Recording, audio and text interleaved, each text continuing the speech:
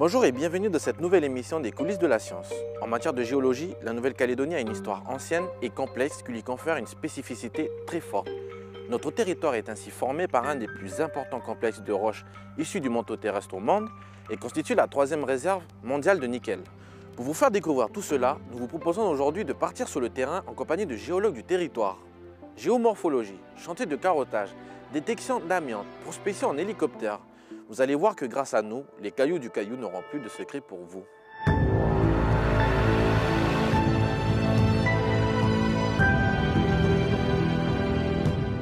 Pour commencer, je vous propose de retrouver Bernard Robineau et Brice Sevin qui travaillent au service géologique de la Nouvelle-Calédonie. Nous les avons suivis dans la région de Poya pour une séance de lecture de paysages. Grâce à leurs explications, vous allez mieux comprendre de quoi sont constituées les montagnes de la Grande Terre et pour quelles raisons on y trouve autant de nickel.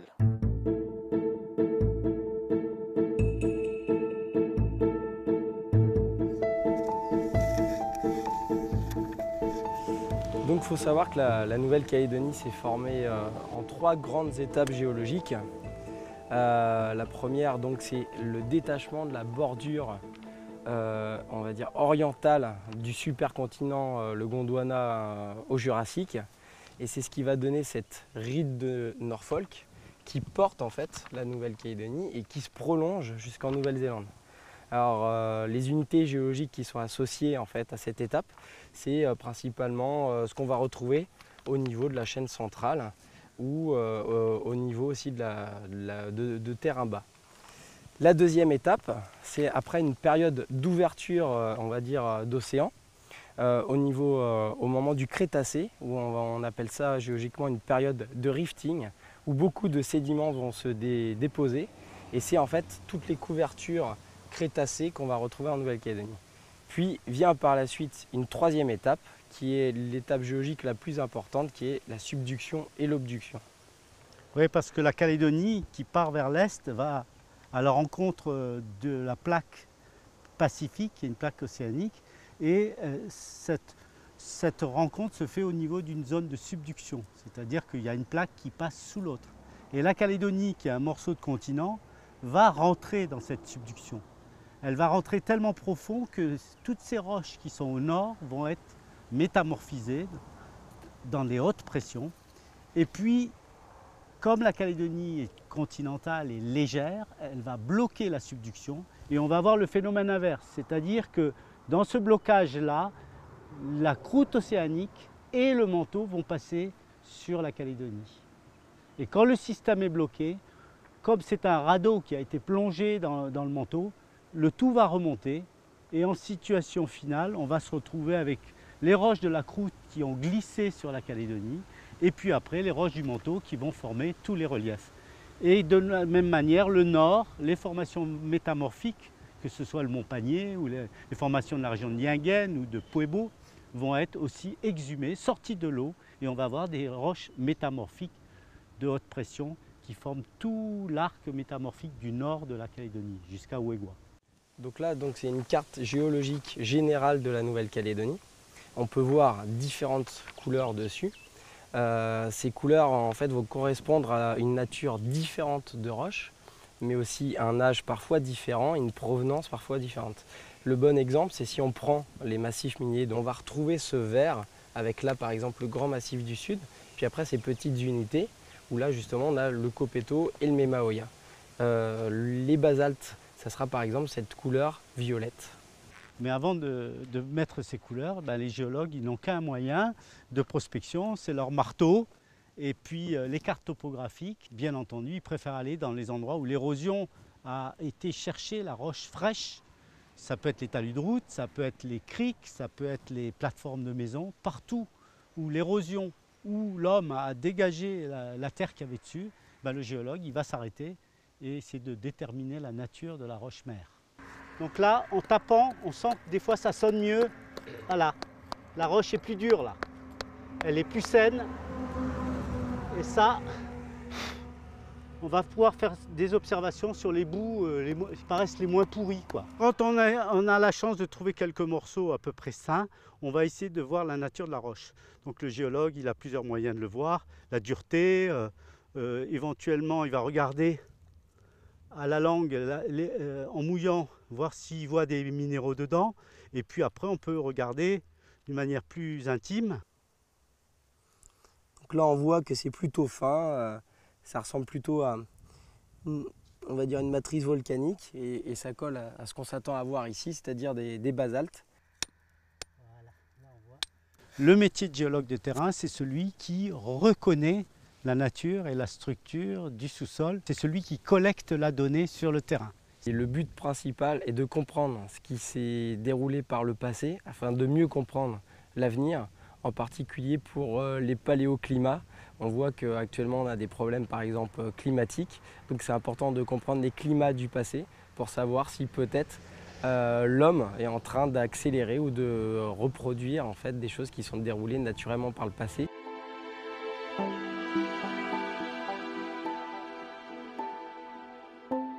Les géologues, c'est d'abord la Terre, hein, c'est notre mère. On le sait tous, donc on est porté par la Terre, on est porté par les formations. C'est là-dessus qu'il y a les sols, c'est là-dessus qu'on fait nos cultures, ça dépend de la nature des roches, notre subsistance. C'est là où il y a les ressources minérales, donc c'est important aussi de connaître les roches qui portent ces ressources minérales. C'est aussi un risque, la géologie, on sait qu'il peut y avoir des glissements de terrain, donc c'est bien de comprendre la structure des roches, la morphologie des roches pour savoir si on risque, s'il y a des risques naturels. C'est tout ça la géologie.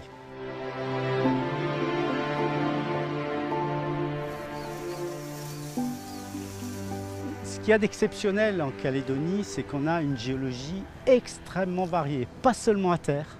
On a une zone économique aussi où on a une multitude de formations géologiques, certaines exceptionnelles comme les péridotites qui sont venus obducter sur la Nouvelle-Calédonie en portant les gisements de nickel. On a ces formations métamorphiques du Nord qui sont exceptionnelles aussi, qui sont d'une fraîcheur et qui sont données en exemple dans le monde entier. On a vraiment une géologie exceptionnelle en Nouvelle-Calédonie, aussi bien à terre que dans notre zone maritime. Poursuivons maintenant notre découverte du sous-sol calédonien. Depuis 1864, date à laquelle Jules Garnier a repéré du silicate de nickel dans le sud-ouest de la Grande Terre, de nombreuses prospections ont permis d'établir une carte géologique détaillée.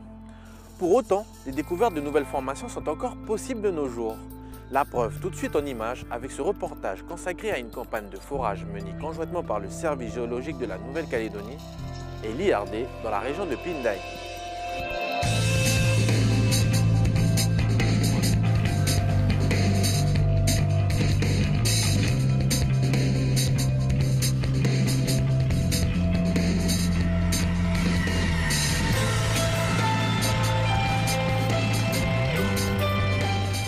Alors moi ici, je suis ici pour superviser les foreurs au point de vue géologique. Vous voyez, on a un chef foreur qui s'occupe de sa machine, qui est responsable de l'entretien, du ravitaillement, etc. Et moi je suis là que pour la partie géologie, c'est-à-dire que quand on va traverser l'ensemble des couches qui nous intéressent, je vais dire au foreur d'arrêter et que c'est la fin.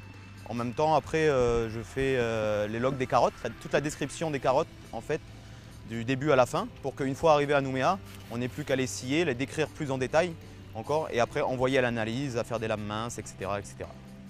En fait, c'est ce qui est spécial sur la presqu'île de Pindaye, c'est qu'on retrouve un calcaire supérieur, donc un calcaire récifal, qui, découvert dans les carottes, est très silicifié, donc c'est-à-dire qui a été exposé à l'air. En dessous, on retrouve un conglomérat. En fait, c'est une unité composée de blocs pris dans une matrice. Tous ces blocs, ce sont des éléments des galets charriés par la rivière qui viennent des montagnes. Donc on retrouve des massifs de péridotites, des serpentines, un peu de basalte.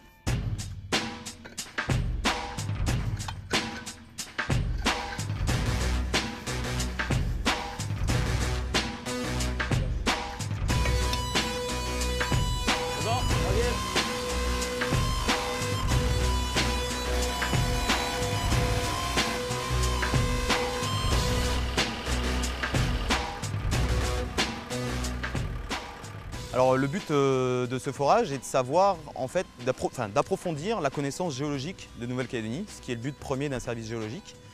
Donc on voudrait avoir l'ensemble de la colonne stratigraphique afin de vérifier qu'il y a bien un calcaire inférieur et un calcaire supérieur, interposé entre les deux un conglomérat, et enfin on tombe dans le flysch, l'unité de base sur laquelle repose cette unité sédimentaire de Népouy.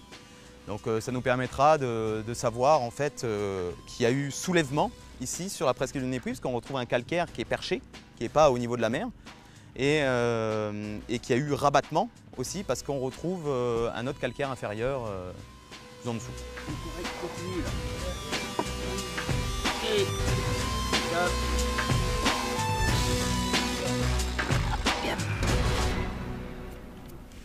Ah, ça c'est magnifique. Regarde.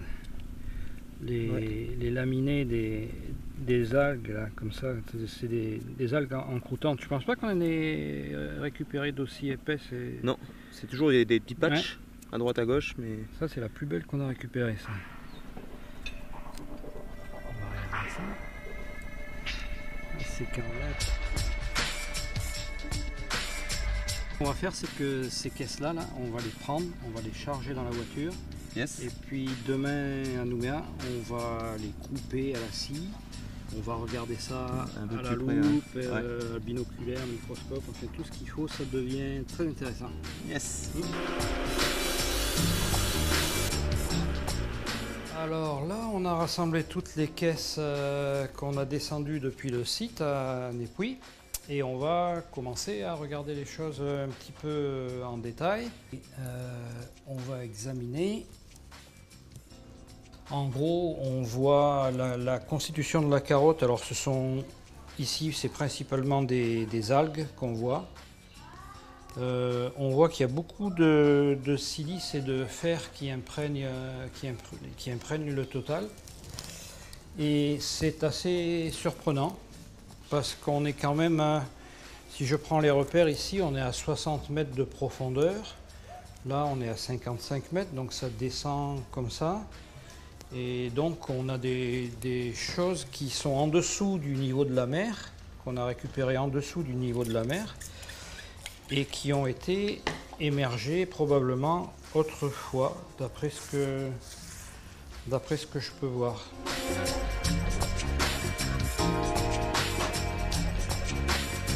Le géologue, la première chose qu'il veut savoir en général, c'est l'âge de la formation. C'est où est le haut, où est le bas, dans quelle position il se trouve par rapport à un certain paysage à une époque. Et c'est ça qui est le b.a.-ba du métier, en fait, c'est ça. Les roches qu'on a ici, qu'on a forées, c'est des roches qui sont aux alentours de 25 millions d'années. Donc ça veut dire que déjà à cette époque, il y avait une organisation du paysage qui est tout à fait comparable à l'actuelle. Ça, c'est intéressant. Le but de cette opération, c'est surtout de comprendre ce qui s'est passé dans le passé, justement au niveau des changements climatiques qu'il y a pu y avoir. Après, il y a aussi des applications à ce genre d'études scientifiques. On cherche des ressources naturelles, notamment en hydrocarbures, dans la zone économique de Nouvelle-Calédonie, en particulier au sud. Et pour connaître quels sont les types de remplissage qu'on peut avoir, quelles vont être les différentes roches, les roches mères, les roches magasins, les roches de couverture, c'est avec ce genre d'études et avec ce genre de sondage qu'on peut mieux répondre à ces questions. Donc il n'y a pas que de la science pour la science, il y a vraiment des applications derrière ça qui sont très concrètes.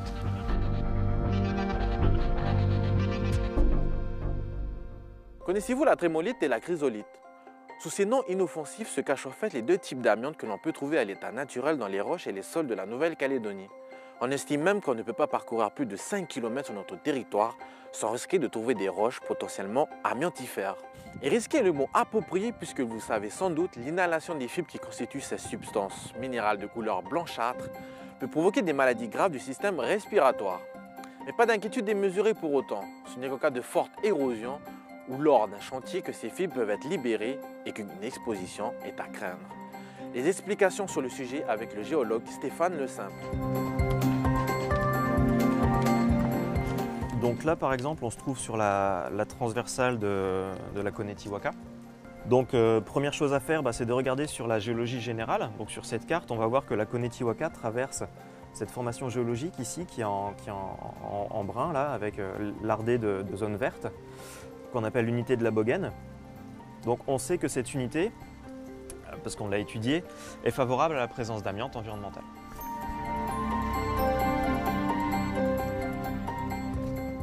Donc ici, face à nous, en fait, on a un affleurement qui est très typique de la géologie de la région où on se trouve, donc sur la Konetiwaka. On a ici à gauche, en fait, donc des métasédiments de l'unité de la Bogen.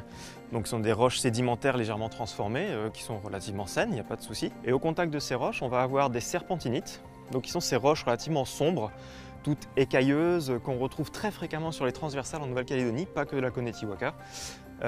Qui, elles, en fait, sont les roches qui sont reconnues comme potentiellement amiantifères. Voilà, donc là on voit qu'il y a un petit morceau d'échantillon fibreux là, qui s'est déposé sur ce caillou. Donc on voit clairement l'aspect verdâtre, l'aspect un peu fibreux. Et donc les fibres se désolidarisent les unes des autres au fur et à mesure. Et on finit par avoir ces sortes de choses spongieuses qui, quand elles sèchent, en fait, sont toutes fibreuses. Alors l'amiante, c'est une fibre minérale qui a une forme très particulière, donc une forme très allongée et très fine, comme un cheveu en fait. On va en trouver dans de nombreuses formations géologiques qui sont très présentes ici.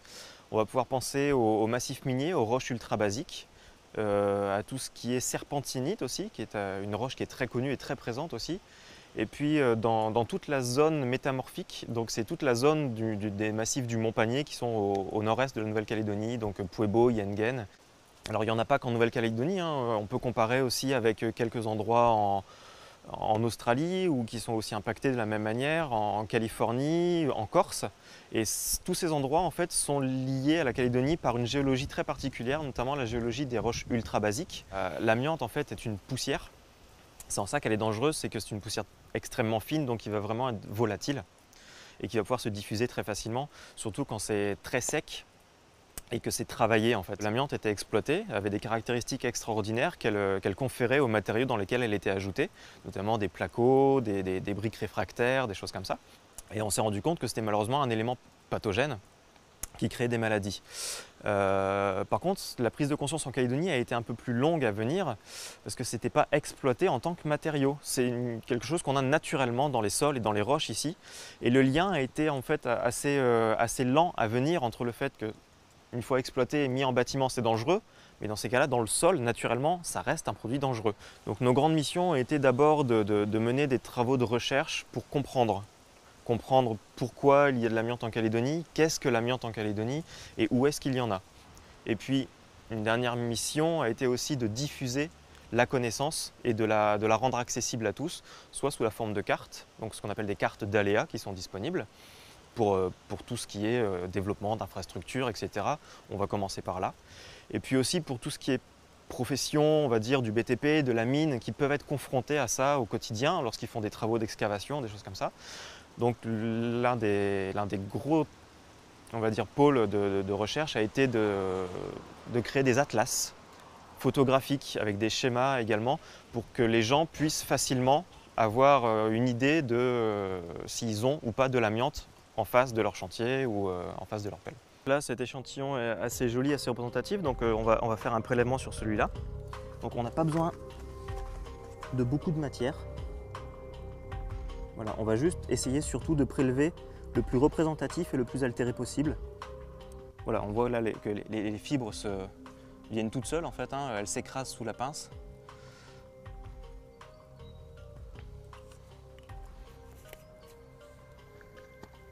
Notez l'échantillon. Voilà, et donc là, la suite pour cet échantillon, c'est de retourner au labo à Nouméa, où on va faire ce qu'on appelle un frottis. Donc c'est juste en prendre une toute petite partie le plus altéré possible, qu'on va diluer dans un liquide et qu'on va apposer sur une lamelle de verre qu'on pourra mettre sous un microscope. Le but étant de confirmer ou pas la présence d'amiante qui a été très largement suspectée sur la fleur mort.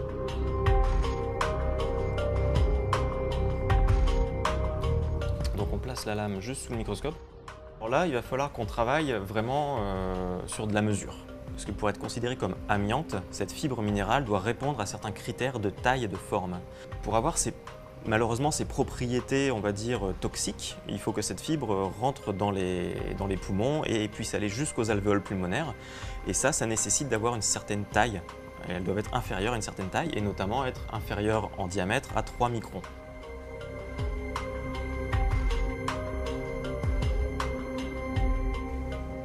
Voilà, on va tomber sous la taille de 3 microns. Donc on peut imaginer, par exemple, dans l'échantillon qui devait représenter moins d'1 cm3, la quantité de fibres de cette taille-là potentiellement libérables, donc qui sont chiffrables en fait en milliards, hein, si on fait le calcul. C'est quelque chose qui ne se voit pas. C'est vraiment une poussière qui va être libérée, donc c'est difficile à appréhender quand on ne voit pas les choses. Et puis, il y a un autre critère qui rend ça un petit peu compliqué à faire passer, c'est que les pathologies en fait, ne sont pas des pathologies qui vont se déclarer directement à l'exposition. En général, il va y avoir un temps de latence. Et par exemple, le mésothéliome, qui est le cancer qu'on considère typique d'une exposition à l'amiante, va se déclarer entre 20 et 40 ans après l'exposition. Et donc, faire le lien avec une exposition 20 ou 40 ans avant, on peut l'imaginer, c'est très compliqué. Et puis sensibiliser des gens en leur disant « cette exposition pourra vous causer des problèmes, mais d'ici des dizaines d'années », ça rend en fait la communication complexe par rapport à cette problématique. Vous l'avez vu, les géologues sont des hommes de terrain et ils n'hésitent pas à entamer l'écorce terrestre avec des pioches ou des foreuses pour savoir ce qui s'y trouve exactement sous nos pieds. Mais cela n'empêche pas d'avoir de plus en plus souvent recours aux nouvelles technologies. La preuve en image avec ce reportage consacré au déroulement d'une campagne de géophysique héliportée financée par le Centre national de recherche technologique.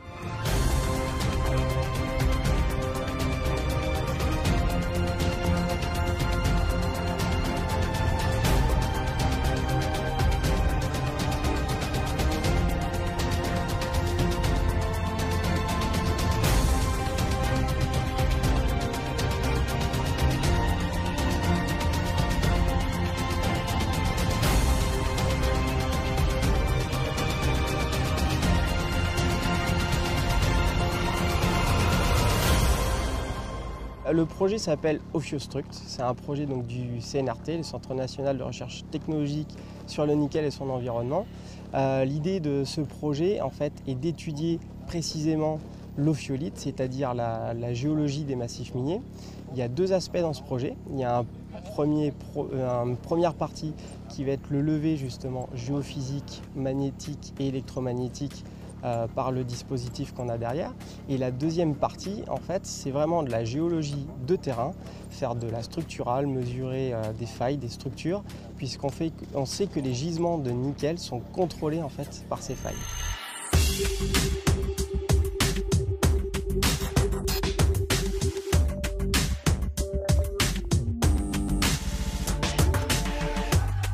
Vous avez vu, on vient de poser la boucle. Donc, dans le jargon, on parle de boucle électromagnétique. Donc, en fait, c'est en quelque sorte une antenne d'émission d'ondes électromagnétiques et on fait circuler un courant pulsé, on appelle ça transitoire dans le jargon, par le câble noir que vous voyez. La puissance d'émission, elle est liée à la quantité de courant qu'on fait passer dans ce câble et surtout à la surface. Le poids de l'ensemble, avec la traction, avec la traînée, c'est à peu près 500 kg. C'est un très bon aérodynamisme et donc lorsque c'est en vol, c'est parfaitement rigide horizontal. Donc, les ondes électromagnétiques transmises par cette boucle sont envoyées vers le sol et sont restituées vers nous. Et l'intensité avec laquelle c'est restitué dépend de la nature du sous-sol. La propriété physique qu'on étudie, c'est la résistivité, l'aptitude à conduire le courant par le sol. Ici, le signal que le sol nous renvoie est collecté au niveau de cet aileron. On fait une image de répartition de la résistivité et c'est l'interprétation de cette répartition qui permet aux géologues de dire ce que j'ai vu ici en surface, ça se continue en profondeur. Ici, on investigue jusqu'à 200 mètres de profondeur. Et cette investigation se fait le long de notre plan de vol. Et donc, on fait peu à peu un maillage de la zone à étudier. Et au final, on va fabriquer une imagerie, tomographie 3 dimensions. 3 dimensions, la surface qu'on a survolée et jusqu'à 200 mètres de profondeur.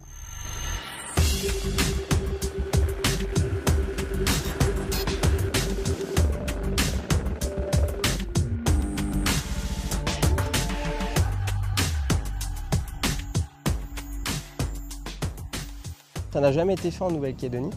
Il faut savoir que les méthodes géophysiques se prêtent très bien à la géologie minière. C'est-à-dire qu'on recherche en général des gisements métalliques, des choses comme ça. En Nouvelle-Calédonie, on avait pour habitude de faire beaucoup de forages parce qu'il y a une grande variabilité de ces gisements, c'est très difficile à suivre.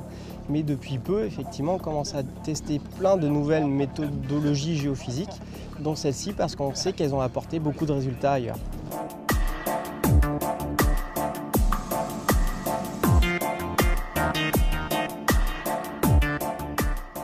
Donc ici, j'ai sélectionné toutes les cellules qui avaient une résistivité inférieure à 100 mètres.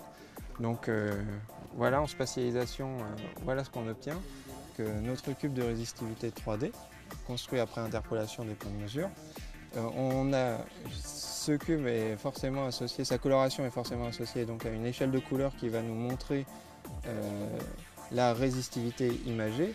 Donc les couleurs froides vont indiquer la présence de formations conductrices, alors que les couleurs plus chaudes vont nous indiquer progressivement la présence de formations de plus en plus résistantes. Ici, l'échelle va de 1 ohmmètre à 1000 ohmmètres.